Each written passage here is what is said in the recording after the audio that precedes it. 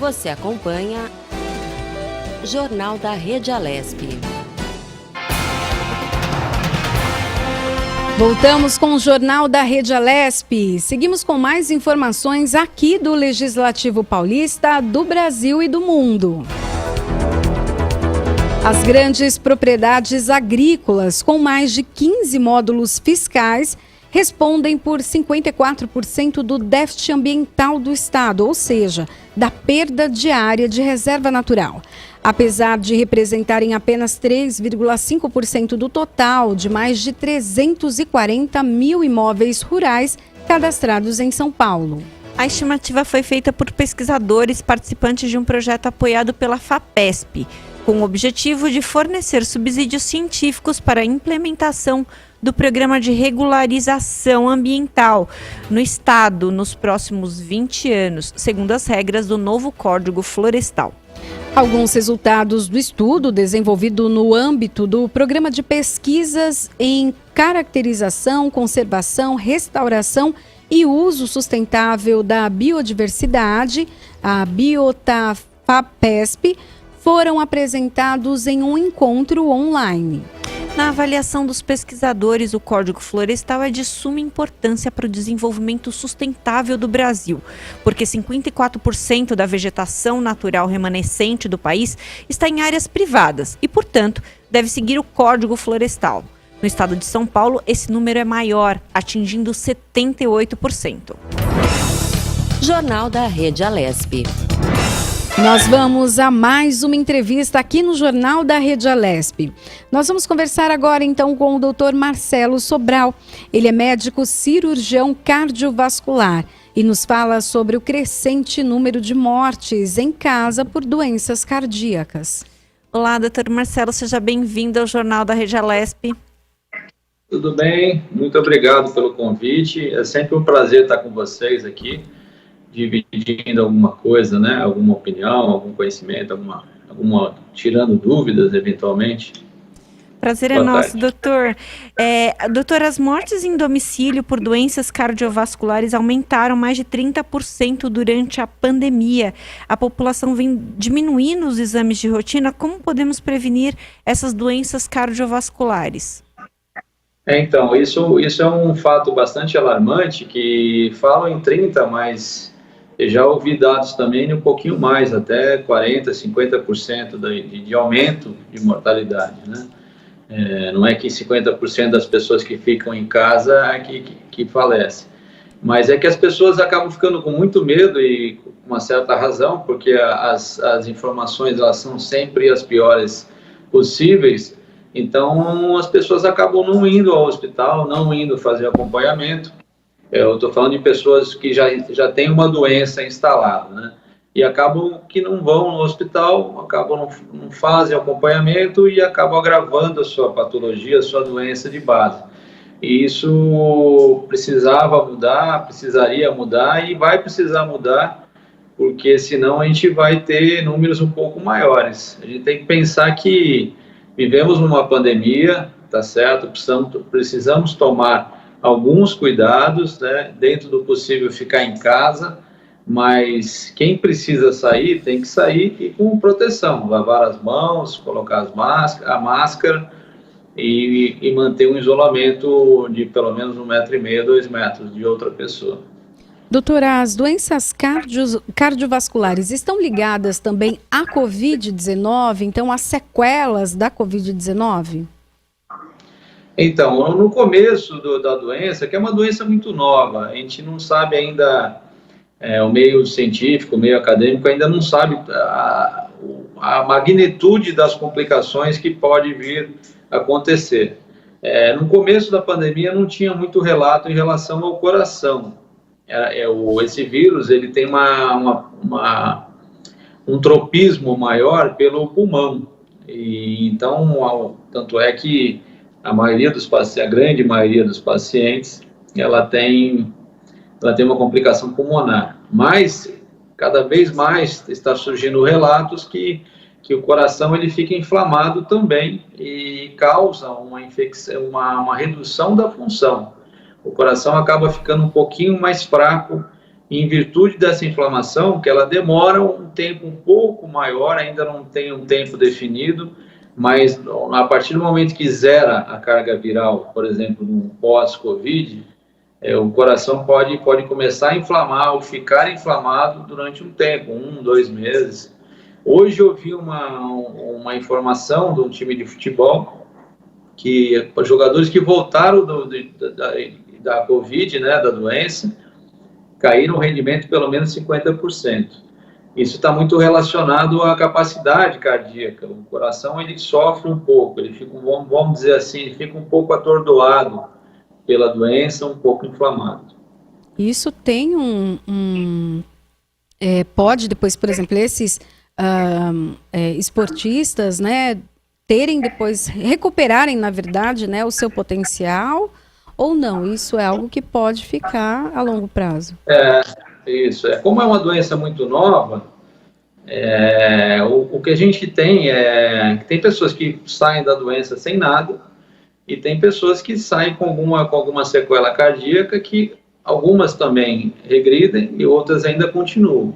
Então, para a gente definir com exatidão o que vai acontecer, o que aconteceria com quem pegasse Covid, vamos supor que a gente esteja daqui 10 anos, e aí a gente vai ler um capítulo a Covid. Então, lá a gente vai saber o que aconteceu, qual foram as complicações, por quanto tempo durou. Por enquanto, a gente está no meio dessa pandemia, então tudo pode acontecer, pode regredir, pode manter, mas a ideia é ter na cabeça que acomete o coração, né, em graus variáveis, mas acomete. Doutor, a partir de que momento que o senhor considera uma alteração, um cardiopata, né? Ou um paciente com alterações, a partir de que momento o senhor considera ele um cardiopata? Então, essa palavra, etimologicamente, cardiopatia, é quando tem alguma doença no coração, alguma alteração, doença no coração. Se a pessoa tem algum defeito de fabricação, que a gente chama de defeito congênito, nasceu com ele, alguma falha de alguma estrutura, insuficiência de uma estrutura, ausência de alguma estrutura, esse paciente já nasce cardiopata. Agora, existe outra modalidade, é quando o paciente desenvolve uma doença, por exemplo, por infarto, que ele acaba, o infarto é ou insuficiência, ou miocardiopatia dilatada, por exemplo, do Chagas, miocardiopatia por álcool, dos alcoólatras, eles acabam desenvolvendo doença no coração que acabam diminuindo a função desse órgão. Fazendo uma correlação, vamos supor que estivesse andando de carro e esse carro perdesse potência já na subida. Um carro que subia normal, começa a perder potência na subida. Algum probleminha vai ter nesse motor, ou vela, ou carburador, ou outras coisas. No nosso coração é a mesma coisa. Quando a gente tem um hábito normal de caminhar, de fazer esporte, nosso coração está ok, o sistema circulatório está ok. Mas a partir do momento que a gente começa a ter uma dificuldade para caminhar do jeito que a gente caminhava, a fazer algumas atividades que a gente fazia, esse coração ele já começa a apresentar um grau de deficiência, um grau de insuficiência que a gente chama, que a gente caracteriza de insuficiência cardíaca. Seja ela por infarto, seja ela por exemplo, doença de Chagas, ou alcoolismo, ou alguma doença estrutural, por exemplo, doença reumática, esse grau de alteração cardíaca que está dentro desse grande grupo que chama cardiopatia. Doutor, quais são os principais sintomas de quem não está muito bem do coração? Então, se for, por exemplo, uma etiologia de infarto, esse paciente pode ter dor no coração, ele pode ter formigamento no braço esquerdo, pode ter formigamento na mandíbula, pode ter falta de ar, e é uma dor no peito, que pode ser no peito, pode ser na boca do estômago. Agora, se for alguma doença que acometa alguma estrutura ou a musculatura, por exemplo, Chagas, por exemplo, o álcool, O paciente não vai, ele não, foi o exemplo que eu acabei de dar, ele vai começar a desempenhar menos atividade que ele fazia. Se ele andava 10 quarteirões e não cansava, agora ele vai andar 5 e vai cansar de uma maneira bastante importante. Então, o paciente acaba ficando limitado em relação à sua locomoção, até em casos extremos que a pessoa tem dor ou tem falta de ar até de levantar da cama. Doutor, é possível prevenir essas... É possível não? Como devemos prevenir as doenças cardiovasculares? Então, a prevenção, que é o que todo mundo fala, mas às vezes fala por falar, que às vezes o princípio das coisas é que as pessoas começam a praticar, né? Uma prevenção que é feita, que dá certo, é fazer atividade física, exercício físico. Lembrando que atividade física é quando a pessoa tem um certo, não é inativa, ela caminha, ela não fica muito parada. Agora, exercício físico, conceitualmente, é quando a pessoa vai numa academia ou faz algum tipo de esporte que pelo menos tenha uma regularidade, um aumento da intensidade progressivamente. Um exercício físico, ele ajuda bastante na prevenção de doenças cardiovasculares. Outra ajuda bastante importante é controlar os fatores de risco, ou seja, quem tem hipertensão arterial, controlar a pressão arterial, quem tem diabetes, controlar a diabetes, quem tem dislipidemia, que seria colesterol alto ou triglicérides alto, também cuidar disso e tomar remedinho. E alimentação também é outro pilar importante, não comer muita fritura, não comer muita massa muito à noite, porque isso vai aumentando a gordura corporal e a gordura ela propicia diabetes, e a diabetes ela complica a parte cardiovascular. E também o estresse, né? O estresse, a depressão, a ansiedade, são outros fatores também que têm que ser combatidos. Aí você vai me perguntar, mas como que a gente pode, né, combater o estresse, né, nessa fase que a gente está?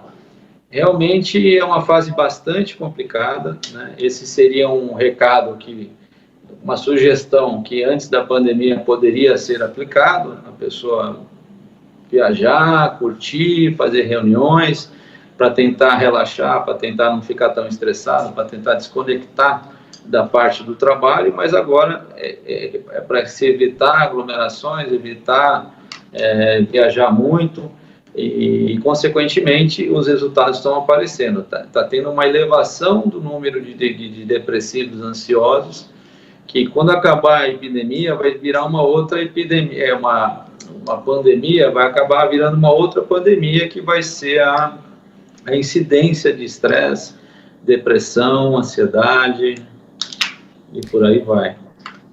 Doutor, quando a gente pensa, né, em questões do coração, né, e pensa das questões emocionais, ela tem relação com o coração órgão, né? A gente sabe que muitas coisas emocionais estão ali na parte neurológica, cerebral, emocional, mas aí ela traz um reflexo especificamente para o coração órgão? Traz.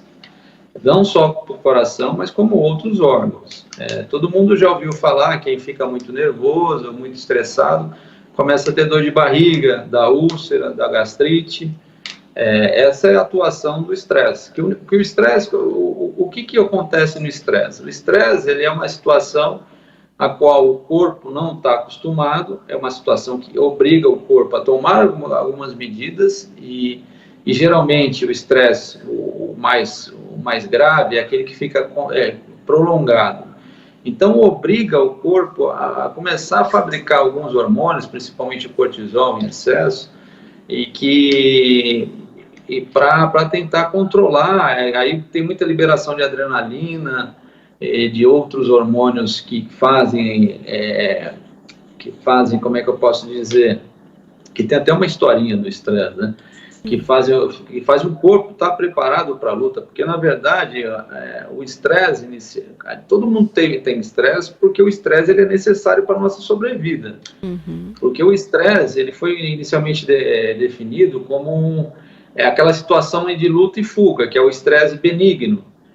Você vê algum momento de perigo, o teu corpo fabrica adrenalina em excesso, aumenta a frequência cardíaca, aumenta o tônus muscular, ou você vai brigar ou você vai fugir, como era antigamente.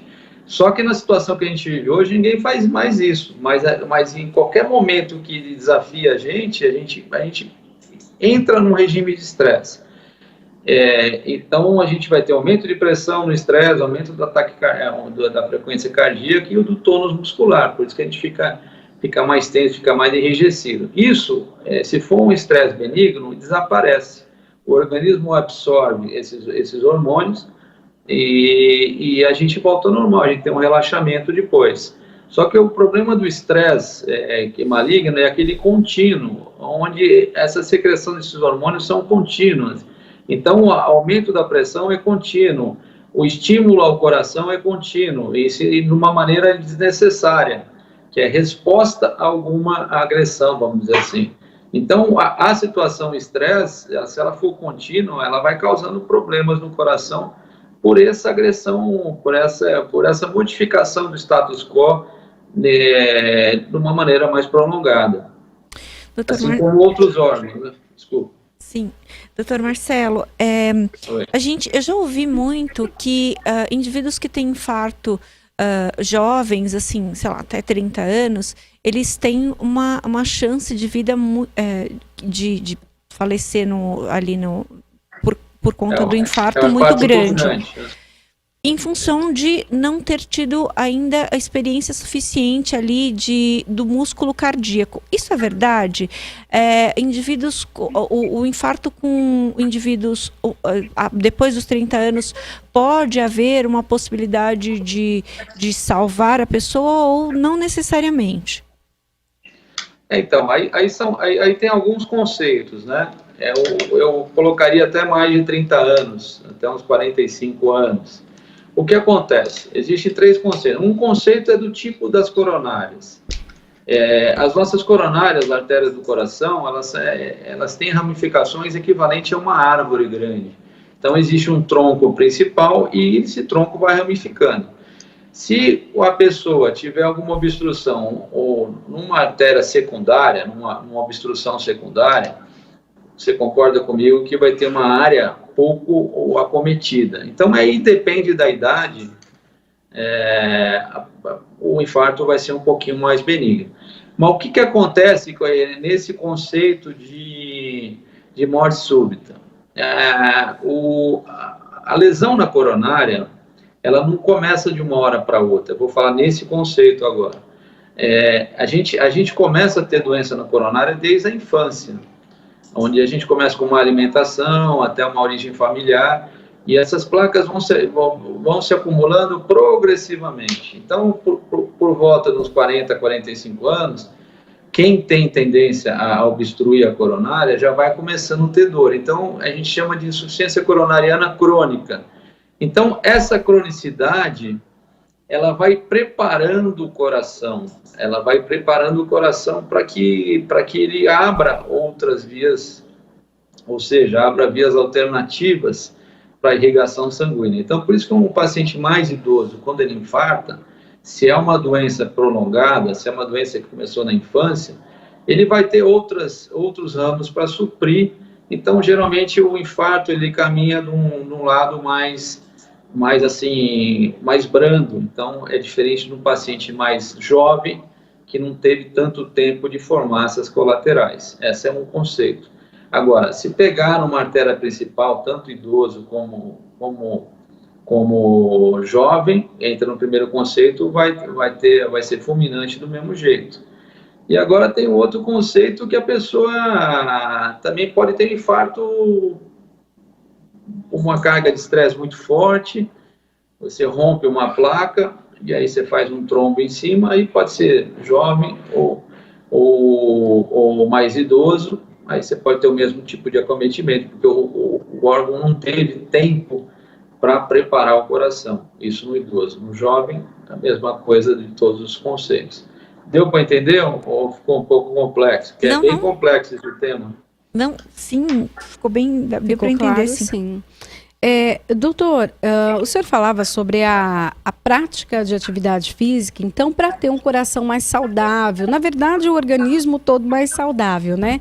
Mas quem está já ali naquela vida mais pacata, não tem atividade física, e de repente começa a fazer uma atividade, seja uma corrida ou mesmo atividades na academia, algumas pessoas relatam dor no peito.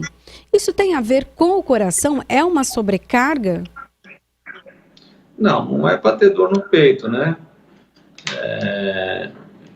A dor no peito relacionada à atividade física tem que ser investigada. Não é tudo, pelo menos que eu saiba, quem faz atividade física tem que começar devagar, né? Exercício físico tem que começar, porque o exercício físico ele é progressivo. Você começa devagarzinho, com cargas baixas, com caminhando baixo, para ir preparando o corpo para o que vem na sequência dos treinamentos do mês, do ano, etc., da vida inteira. Então, você começa devagar e vai aumentando a intensidade, que o corpo ele vai se acostumando à nova realidade. Então, isso é normal, o nosso corpo está acostumado com isso. Uma coisa que acontecia comigo quando eu jogava muito futebol, é quando você joga e tanto respirar, você acaba tendo uma dor diafragmática, de tanto respirar, de tanto fazer atividade física, mas no aeróbio, né? Mas que tenha dor localizada, equivalente à doença do coração, assim, isso é muito raro. Quem tem dor no peito tem que investigar bem criteriosamente isso.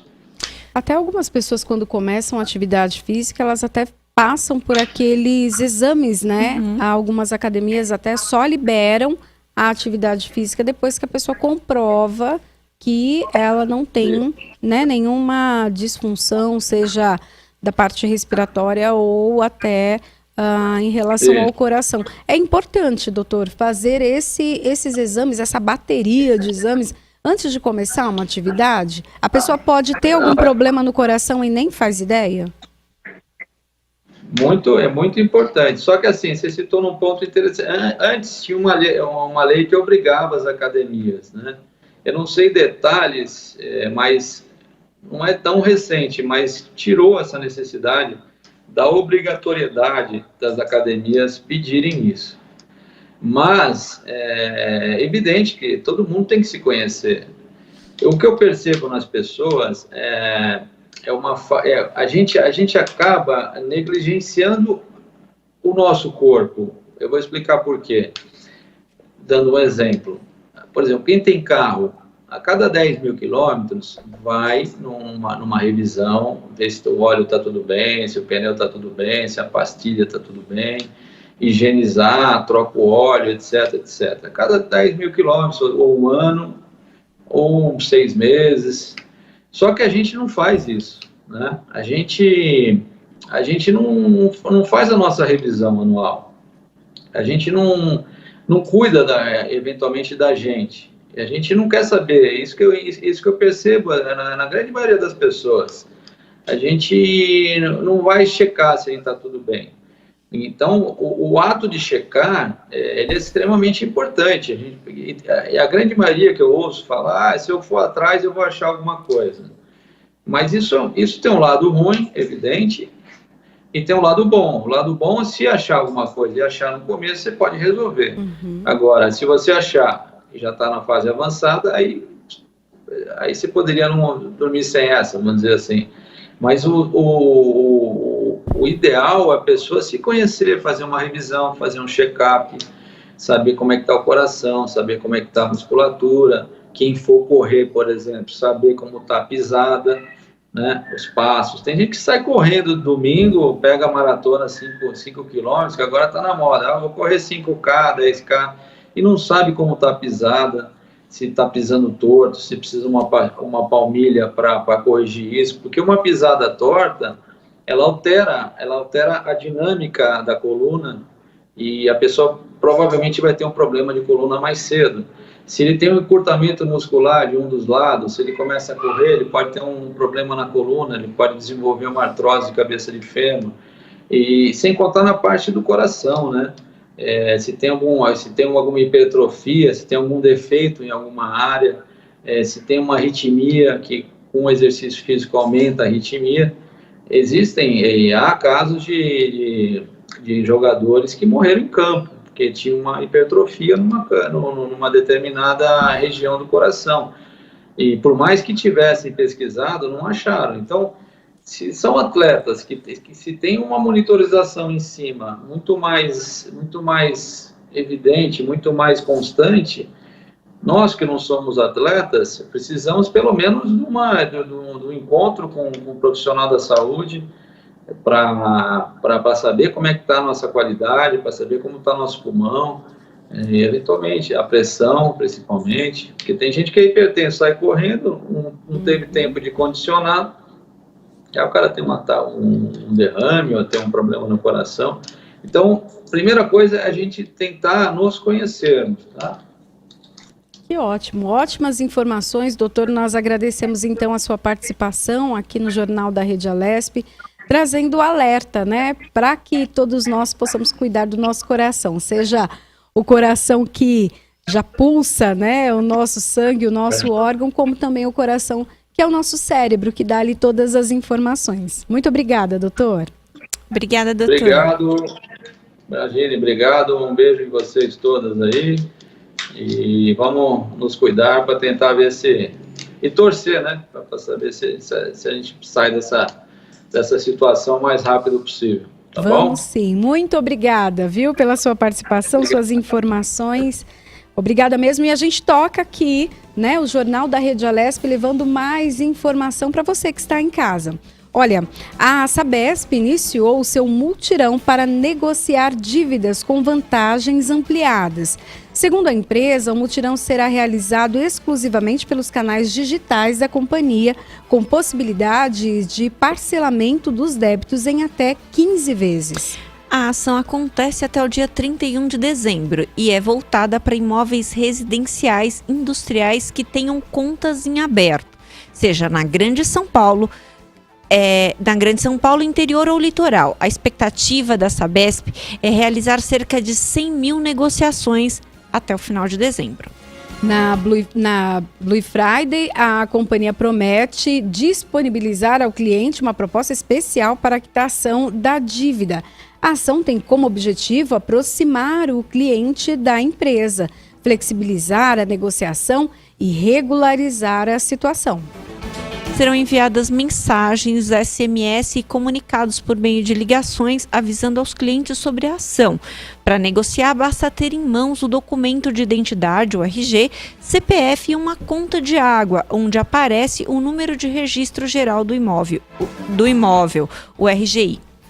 Além da quitação de débitos, os clientes podem aproveitar a oportunidade para atualizar o cadastro junto à Sabesp ou tirar dúvidas sobre assuntos diversos. Importante ressaltar que o parcelamento é em até 15 vezes. Ofertado nesse mutirão só está disponível nos canais digitais da Sabesp. O espaço onde o cliente pode negociar são a agência virtual e aplicativos Sabesp Mobile para celular com o sistema operacional Android ou iOS. Nesse momento, né, de pandemia, muitas pessoas ali tiveram problemas com o pagamento de contas e também pagamento de contas ali de água, luz, né, questão da energia, gás. Então é hora então de regularizar tudo, aproveitar o 13º já para regularizar o que está devendo. Entrar 2021 sem essa preocupação, né? É isso aí. Bom, a gente tem agora a participação dos nossos jornalistas por Skype, é isso? Isso, é um giro de repórteres. É isso aí. Quem fala agora com a gente é o Guga Mendonça. Olá, Guga, seja bem-vindo. Olá, Guga. Olá, Melissa. Olá, Priscila. Tudo bem com vocês? Tudo ótimo. Vamos fazer aqui um giro, né? Uma retrospectiva das coisas que aconteceram aí no Parlamento Paulista durante o ano de 2020, um ano bem agitado, com muitas atividades aqui na Assembleia Legislativa. Eu quero destacar que logo no mês de março, né, teve a proposta de emenda constitucional, a PEC 18, que tratou da reforma da Previdência dos servidores públicos estaduais. Muitos protestos, muita discussão dos projetos. No final, em segundo turno, foi aprovada por 59 votos a 32 contra esse projeto. A PEC de autoria do governador João Dória chegou à Alesp no dia 13 de novembro do ano de 2019 e foi suspensa sua tramitação na época por liminar. No dia 18 de fevereiro, o Supremo Tribunal Federal derrubou a liminar e a PEC foi aprovada em primeiro turno no mesmo dia aqui na Assembleia Legislativa. Então, no dia 18 de fevereiro, a PEC foi aprovada em primeiro turno e aí no mês de março já foi aí a votação em segundo turno. Por se tratar de emenda constitucional, eram necessárias à época 2 votações. Em ambas, o quórum mínimo para aprovação é 3/5 dos deputados, ou seja, no mínimo 57 deputados, e a proposta passou. O objetivo, segundo a justificativa da proposta, sempre foi adequar as regras estaduais à reforma federal, que aconteceu também recentemente, equilíbrio financeiro e atuarial das contas do Estado. Na época, foi um projeto muito discutido, a gente tem algumas impressões dos deputados na época. Na época, o líder do governo, Carlão Pinhatari, declarou: é primordial para que no futuro próximo possamos continuar pagando nossos funcionários ativos e inativos. Também teve a declaração do deputado Eniose Kucker, do Partido Novo, falou que a reforma é essencial. Na época, gastávamos em São Paulo com a Previdência mais do que todas as outras secretarias. Temos 2 bilhões de investimento em segurança, saúde e educação, enquanto o rombo da Previdência é de 22 bilhões, declarou à época, né, no começo do ano de 2020, o deputado Eniose Kucker. Já a deputada Damares Moura considerou a reforma também produtiva. Ela disse à época, abre aspas, para que pensemos em um futuro sustentável da Previdência do Estado, precisamos fazer a reforma e não há outro caminho. Foi a declaração da deputada Damares Moura, do PSDB. Alguns deputados também contra. Na época, a deputada Márcia Lia, do PT, disse, abre aspas, é extremamente nefasta e prejudicial aos trabalhadores. Já a deputada Alessi Brandão, do PCdoB, também foi contra a reforma. Abre aspas, para mim é a reforma da maldade, da crueldade. Perdemos o sinal com o Guga. Nós vamos restabelecer, então, o sinal com o nosso jornalista Guga Mendonça para que ele possa concluir, então, essas informações. Estava dando, né, um geral ali de atividades que aconteceram aqui no Parlamento. Guga, você nos escuta? Pode continuar o seu raciocínio? Eu falava, né, que a deputada Alessi Brandão, na época, também foi contra a reforma. Abre aspas, a deputada falava, para mim a reforma da maldade é uma reforma da crueldade. Milhares de pessoas vão perder os direitos. Quando você vê que há uma intenção de acabar com tudo que é do Estado, essa coisa do Estado mínimo não é por aí, declarou a deputada à época. O deputado Coronel Telhada, do PP, na mesma época comentou, funcionário público, abre aspas, funcionário público é uma peça essencial da máquina do Estado que nunca foi valorizado e agora será menos ainda. A reforma passou sem meu voto, declarou o deputado à época. Agora é importante, Priscila, Melissa, a gente destacar alguns aí. Tivemos mais um probleminha de conexão, mas com certeza vamos restabelecer, porque a gente quer saber o que o Guga quer dizer, né? Pode continuar, Guga. Não vai deixar a gente na curiosidade. Pode nos contar. A gente quer relembrar tudo, porque parece que faz tanto tempo que tudo aconteceu. Verdade. Esse ano foi tão intenso. Por favor. Foi um ano bem dinâmico, né? E alterada. Então, deixa eu falar algumas das mudanças na reforma da Previdência do Estado, né? Que foi alterada aí a idade mínima para requerer aposentadoria, alterada dos 60 anos para os homens e 55 para as mulheres, com 35 anos para os homens e 30 anos de contribuição para as mulheres. E aí a alteração foi para 65 para os homens e 62 para as mulheres. O Estado também foi votado a supressão do recebimento de adicional por tempo de serviço e a sexta parte por servidores remunerados por subsídio. A vedação de incorporação de vantagens de caráter temporário dos servidores que recebiam salários maiores quando assumiam aí cargos de chefia, tinham 1/10 de diferença entre o salário e o salário ocupado, né, que era incorporado por ano. Outra alteração, os servidores que tinham ingressado no serviço público até 31 de dezembro de 2003 receberão aposentadoria integral, completando a idade mínima de 62 anos. Se a mulher, 62 anos, o homem, 65 anos, né?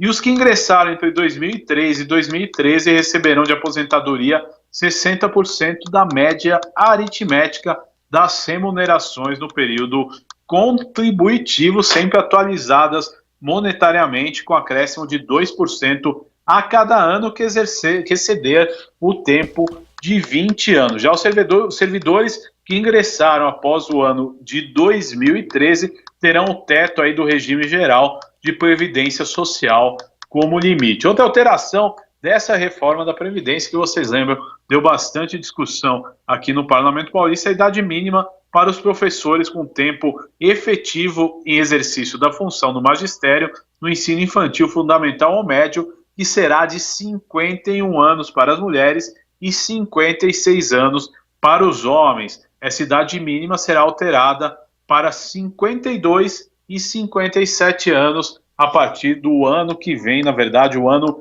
de 2022. E a idade mínima para policiais civis, agentes de segurança penitenciária e agentes de escolta e vigilância penitenciária é 55 anos para ambos os sexos.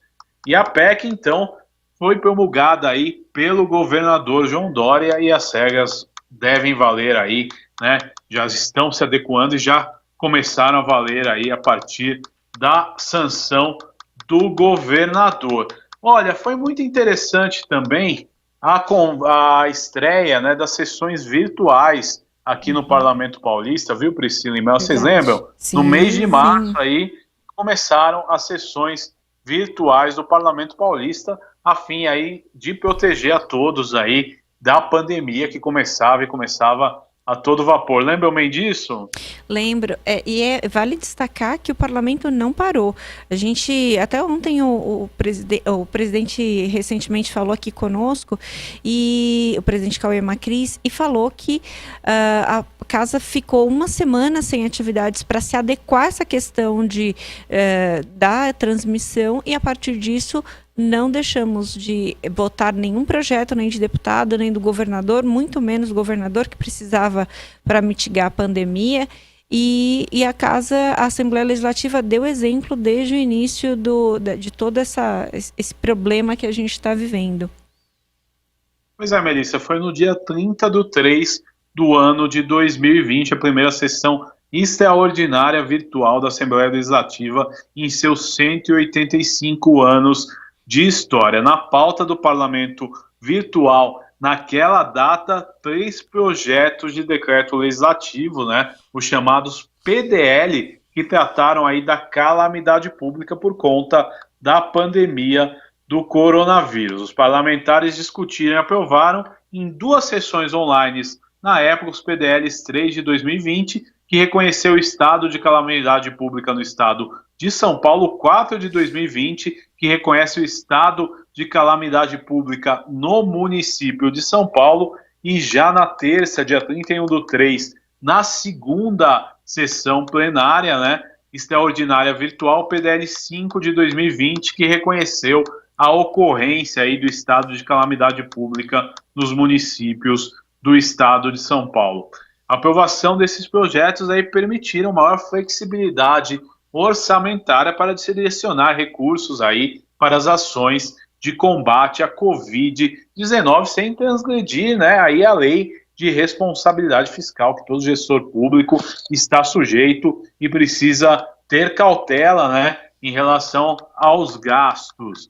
Então é importante, né, a gente lembrar também, viu, Melissa e Priscila, a primeira sessão virtual, né, a primeira sessão solene virtual que aconteceu aqui no Parlamento Paulista. Depois de muitas discussões no plenário, chegou a hora de um ato solene. A primeira sessão virtual, vocês lembram qual que foi? Eu quero testar vocês duas, mas se não lembram, não tem problema. Eu vou lembrar todos os telespectadores. Eu não sabia que tinha esse teste. Eu também não lembro. Eu sei que nós cobrimos várias depois, Sim. várias atividades online, mas, Guga, essa realmente não lembro. Se não me falha a memória, foi do deputado Janazzi? Não, se falhou sua memória, Melissa. Foi um chute, eu acho.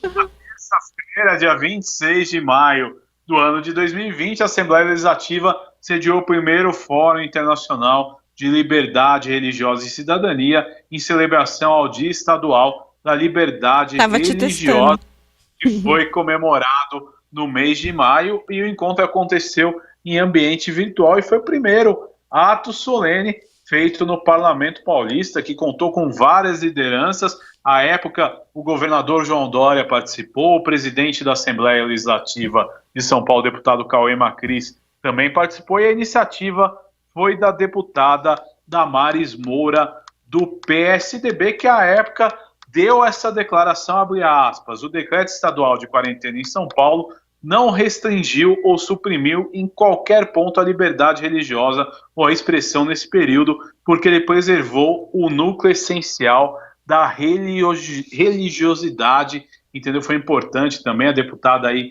que apresentou alguns projetos aí na área da liberdade religiosa, para aquele projeto emergencial do governo do estado com medidas aí, né, para combater a pandemia, que é um assunto aí para a gente lembrar um outro dia, né, que foi aquele projetão, se não vou falhar eu agora com a memória, é o projeto 350 de 2020, mas se vocês também lembrarem aí, eu tiver equivocado, podem corrigir. Mas é isso, Melissa, Priscila, essas são as informações que nós temos aqui do Parlamento Paulista, lembrando e fazendo uma retrospectiva do que aconteceu nesse ano de 2020 aí, que foi muito movimentado. E depois nós temos aí vários projetos para discutir, para falar. Aqui nós vamos lembrando aí, nós, quando eu digo toda a equipe da Rede Alesp, os nossos repórteres, vem trazendo essa retrospectiva dos assuntos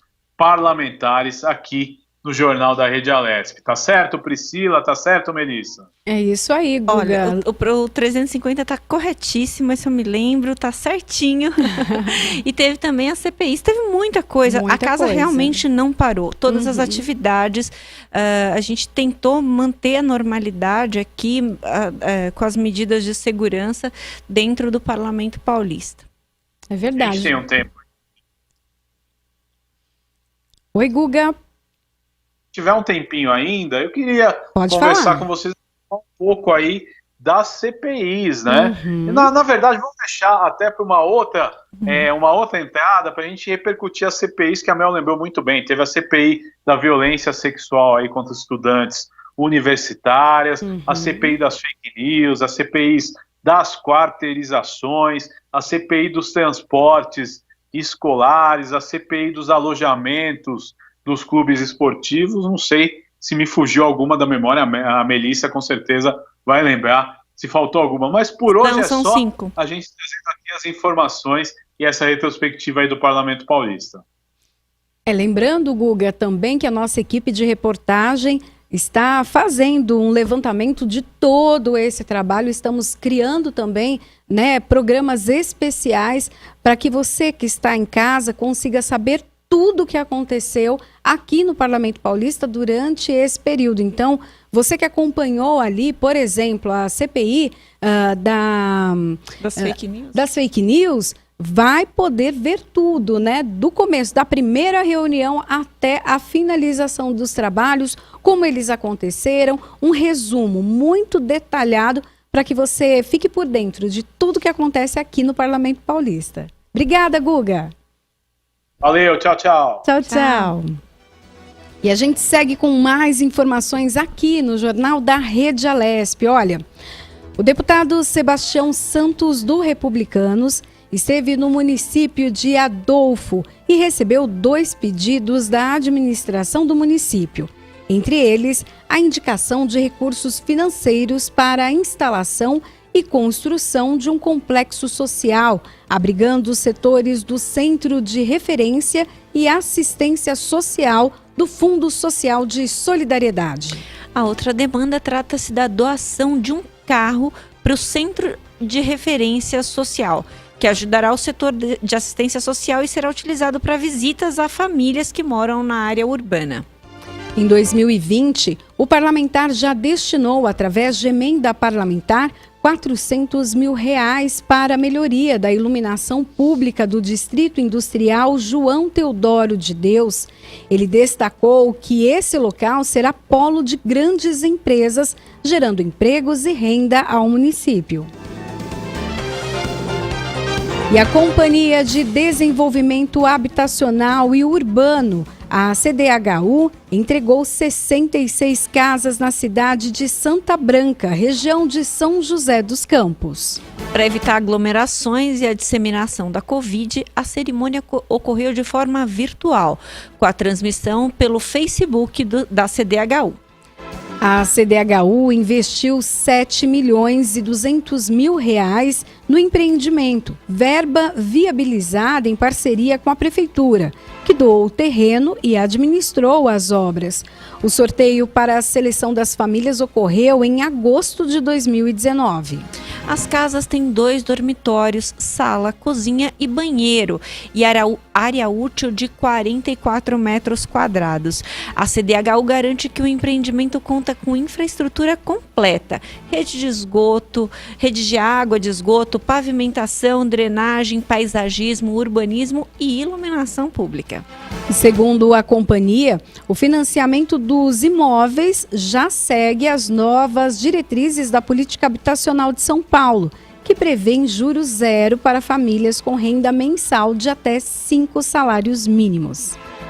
Assim, as famílias pagarão praticamente o mesmo valor ao longo dos 30 anos de contrato, que sofrerá apenas a correção monetária calculada pelo IPCA, o índice oficial do IBGE. A Companhia de Desenvolvimento Habitacional e Urbano, CDHU, entregou 96 apartamentos na cidade de Vinhedo, região de Campinas. E para evitar aglomerações, a disseminação de Covid-19, a cerimônia aconteceu de forma virtual. O descerramento da placa inaugural foi na sede da pasta, em São Paulo. Contou com a participação do secretário de Estado de Habitação em exercício, Fernando Marangoni. A entrega das chaves dos imóveis ocorreu no empreendimento em Vinhedo. Segundo a CDHU, esta foi a primeira etapa de entrega deste empreendimento, que terá ao todo 150 apartamentos. As 54 unidades restantes estão em construção. A CDHU diz que está investindo 11 milhões de reais na obra viabilizada em parceria com a Prefeitura, que doou o terreno e administrou as obras. O conjunto habitacional Vinhedo, localizado no bairro Vista Alegre, conta com apartamentos de 2 dormitórios, sala, cozinha, banheiro, área de serviço e área construída de 59 metros quadrados. 12 unidades foram reservadas para atender famílias que vivem em área de risco. Olha aí a nova meta do Brasil. No Acordo de Paris, a chamada Contribuição Nacional Determinada, NDC, que é uma sigla em inglês, né, será a neutralidade nas emissões de gases do efeito estufa até 2060. O anúncio foi feito pelo ministro do Meio Ambiente, Ricardo Salles. Segundo o ministro, a distribuição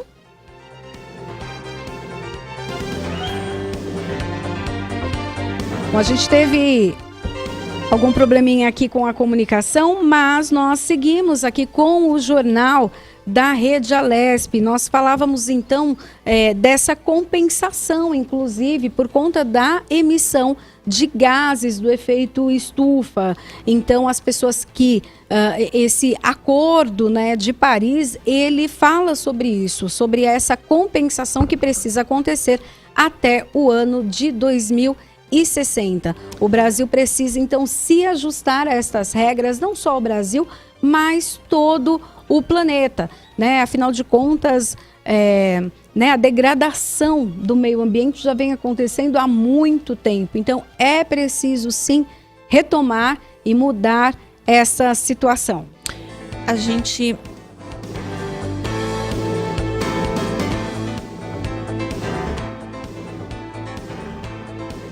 Tá bom.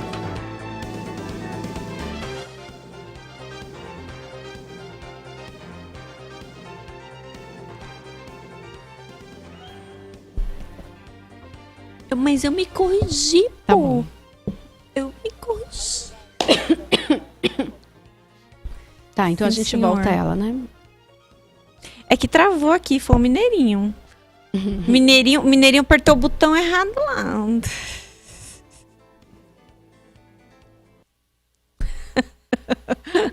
O Juninho.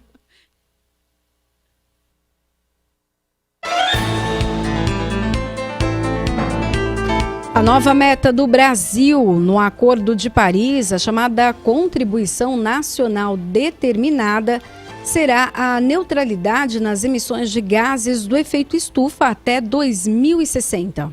O anúncio foi feito pelo ministro do Meio Ambiente, Ricardo Salles. Segundo o ministro, a contribuição nacional determinada a ser apresentada, agora que é aprovada pelo governo brasileiro, reafirma os compromissos com a neutralidade de emissões até 2060. Neutralizar a emissão de gases de efeito estufa, segundo o Acordo de Paris, significa mudar a matriz energética para fontes sustentáveis que não dependem da queima de combustíveis fósseis e que façam com que o clima não exceda a média atual em 1,5 graus Celsius, estimativa agressiva, ou 2,0 graus Celsius, estimativa conservadora. Uma mudança na economia eliminando combustíveis fósseis e outras fontes de emissões de gás carbônico, onde for possível nos setores de transporte, geração de energia e na indústria. Para outras fontes, a cada tonelada de gás carbônico emitido, 1 tonelada de gás carbônico emitida, 1 tonelada deve ser compensada com medidas de proteção climática, com o plantio de árvores, por exemplo. A gente vê que da Rede Alesp. que o Brasil está inserido nessa questão da agenda ambiental e está sendo exigido com relação a essa questão da agenda ambiental, né? Necessário. O Jornal da Rede Alesp fica por aqui. Só lembrando, se você quer dar a sua sugestão sobre algum tema, algum assunto, liga pra gente. Manda mensagem no WhatsApp. O número é 11 992 325950. Deixa uma mensagem pra gente. Outra coisa muito importante, mantenha os cuidados de distanciamento e prevenção contra o coronavírus. Por hoje é só, um ótimo dia para você. Tchau, tchau. Tchau, até mais.